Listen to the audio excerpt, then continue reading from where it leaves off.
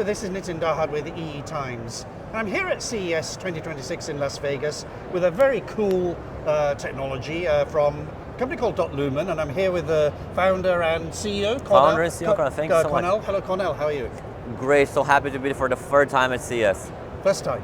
Third time. Third time. The third time we're here. So how long have you been going, Cornel? We have been building this for the last 5 years. Okay, and it's really a cool piece of technology.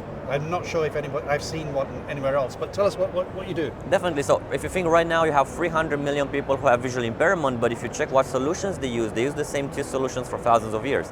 They use the white cane, and they use the guide dog or the service dog. Yes. And now the guide dog is a great solution, but over its lifetime, a single guide dog can reach up to $200,000. So it's immensely expensive to have a guide dog. Right. Because of that, there are very few of them, just 28,000 guide dogs to 300 million visually impaired. Okay. So what we did, we took self-driving technology and we ported it to something which can sit on your head. So we built a self-driving car, but not one for the road, but one for the pedestrian environment. We call them the glasses for the blind, and their role is actually to replicate what a guide dog does. And to make an analogy, if a guide dog works by pulling your hand and avoiding you from obstacles, this does the same, but it doesn't pull your hand, it's not on your hand, it's on your head. So we actually use haptics to pull your head. So actually feel the device on your head, how it pulls you, avoids you from obstacles, keeps you on the sidewalk, takes you to your destination. Tested by more than 500 blind people. We just released pre-orders in Romania, where we are based. And sorry, how many orders have you got? Over 1,500 of them. Wow. So roughly over $10 million in pre-orders. But we'll come to some of the challenges on the business model later. But two things I want to cover first is your background was in automotive. That's true. And you've actually both learned good things and bad things from automotive to bring us here, because it's kind of a self-driving for blind people, isn't That's it? true. That's pedestrians. So tell us about, maybe start with like how the technology translates or doesn't translate. Sure. But also, then we can then go into a little bit more about what kind of technology system you've built.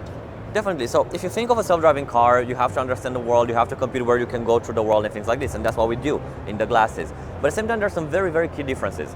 Roads or cars work on roads, and roads are pretty much the same most of everywhere in the world. But the pedestrian infrastructure is much more diverse. In a single city, you can have 6, 7, 8 types of different sidewalks.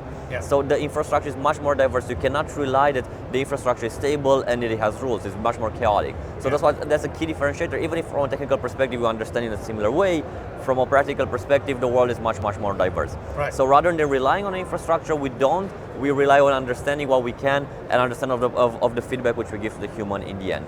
But then the sensing technologies, the compute stack and things like this, they are very similar, what is happening in self-driving, but obviously there are some differences. Okay, tell us about the system you built. Sure. I mean, this costs quite a lot to make. That is true, it's not cheap. You've actually put a lot of work into it, That's both from the hardware and the software and the models. That's true. So it's a merger of AI, classical computer software, and of course amazing hardware. So we have 6 cameras in the device, 3 of them look far, 3 of them look near.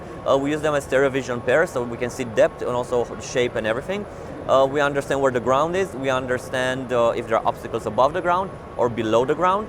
Then we use a ton of AI to understand the world in a semantical way. What does it mean? So if you just understand it geometrically, if something is flat, you can walk on it.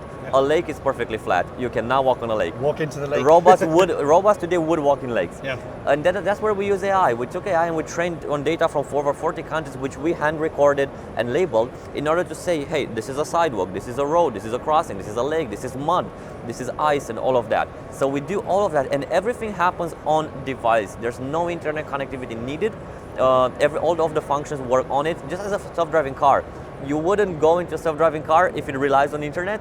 The same here, this does not rely on internet. And all of it is happening on device. We take all the information, we run all the AI, in some cases even 100 times a second, and then we compute where we can safely take you to your destination, and then it all converts back into haptic feedback or auditory feedback, guiding you in that direction. Now, I think your roadmap was to get something out there first that works. Yes. And then your next generation will be to try and do more integration, lower cost.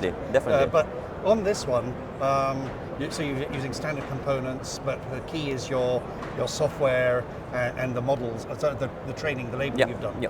Is that right? I mean, most of it is software, what we do. Yeah. But if there would have been hardware which we can just buy, program, we would have done that. Yeah. But it wasn't. So we had to build it. This is custom hardware built by us.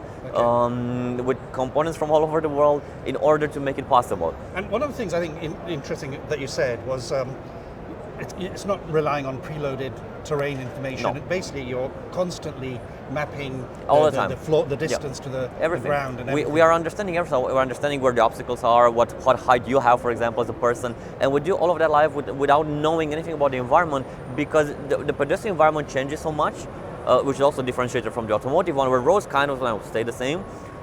In the pedestrian environment, things change. You can always have a sidewalk closed, or you can always have like a car which just sits on the sidewalk and blocks it and stuff like that. So we don't rely on any pre-mapped data. We do everything on the go. We understand everything on the go, and we don't even need a map or internet connectivity. What's your business model at the moment? It's B2G government, but it's going to be complicated. B2G to C, something like that. So basically, as an assistive technology, which we are, our goal is to make sure that as many people as possible can access it. Yeah. But obviously, this is a very expensive technology, so people with disability, with visual impairment, they can't really usually be able to purchase it from their own money. Okay. But there are a lot of government subsidies and grants which are available for them, and we work with those in order to make the technology either free or at a very low price. So in Romania we did that, and now we're working with other countries. It is challenging because it's not like one thing which works everywhere. So every country you have to work with them in order to identify what programs they are, up to what limits, what are the conditions and everything, and then make a custom pipeline for that country. Now, if you go around CES this year, it's all about physical AI, robotics, humanoid robotics. Yeah. In his keynote yesterday, Jensen Huang said we'll have humanoid robots with real everything this year. Yeah. But I guess that could be a potential market for you as well? Yes, so what we actually have announced a few months ago, we just announced a $12 million grant in which we take the code from the glasses and we apply to humanoid robots to do delivery. Everybody's working on humanoid robots to do household chores or to work in factories.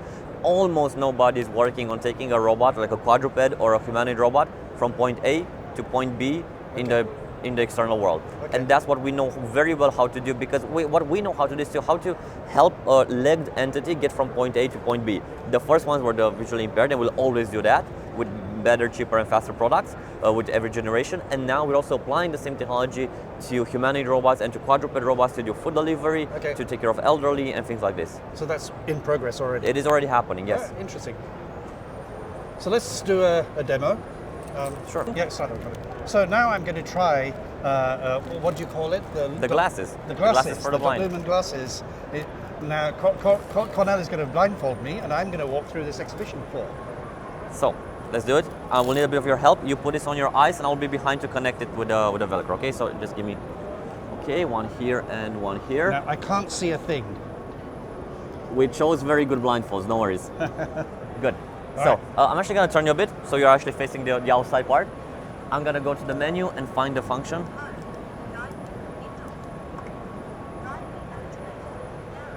Just follow the vibrations. Don't worry, I'll be right next to you.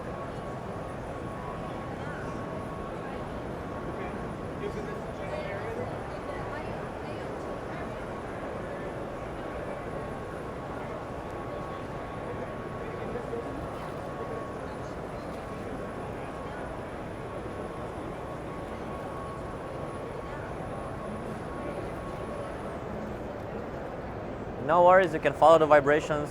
The device is faster than you actually. We have blind people running with them. Okay. So the only bottleneck in the system is actually you. Ah, okay. You're the slow component right now.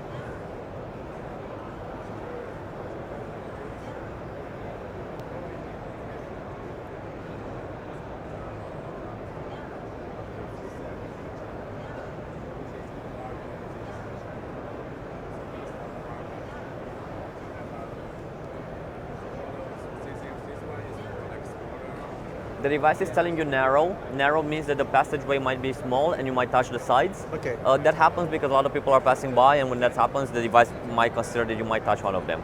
But no worries, as long as you follow it, it all will work well. Thank you very much. Are we heading back? Yeah, just follow it, you'll see where it goes. Okay. Just follow it for like 1 more minute, and then I'll tell you where you went.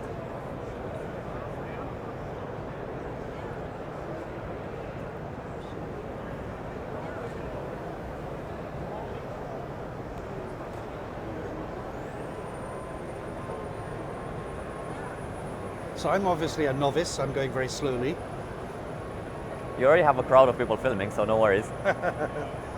I wonder what the crowd is thinking. Well, obviously, the first time you see a blindfolded person walking, you might put yourself some questions. Do you know where you are?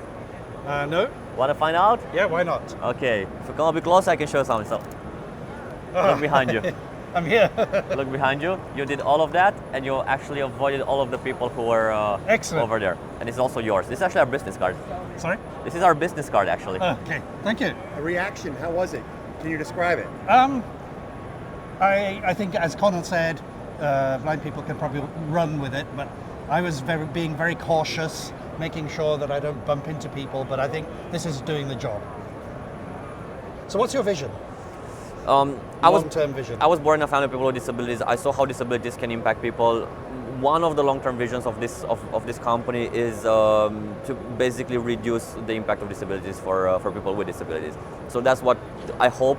Very, very soon, people with visual impairment mobility will no longer be a challenge for them. All right. Well, Cornel, thank you very much. Thanks so much.